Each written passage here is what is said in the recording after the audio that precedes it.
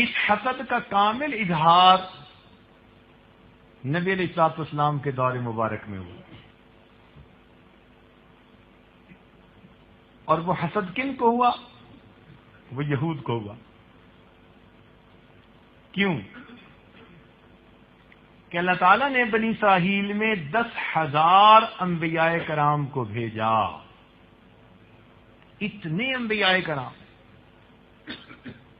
مگر یہودیوں کی عادت تھی کہ یہ علماء کرام کی شان میں تنقیص کیا کرتے تھے، الزام لگا کے ان کو شہید کر دیتے تھے۔ یقتلون الانبیاء بغیر حق، ان کی بھی چودراہٹ پہ فرق پڑتا تھا نا،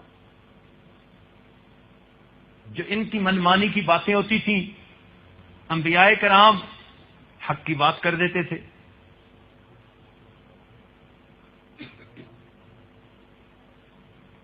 اور یہ چاہتے تھے کہ بس تھوڑے سے پیسے لیں اور ان کی مرضی کا فتویٰ دے دیں۔ یشترون بآیاتی ثمنا قلیلا،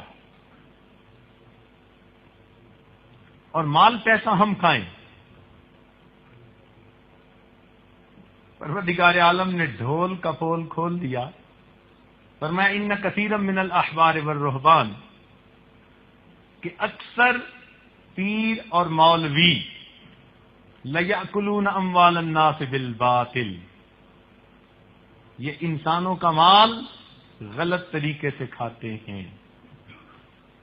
چنانچہ بنی اسرائیل کے عابد عبادت گزاروں کا اور بڑے بڑے علم والوں کا پول کھل گیا، مگر یہ اپنے آپ کو کوئی بڑا ہی پسندیدہ سمجھتے تھے، کہتے تھے نحن ابناء اللہ و احباؤہ، ہم اللہ تعالیٰ کے بیٹے اور اس کے بڑے پسندیدہ لاڈلے ہیں۔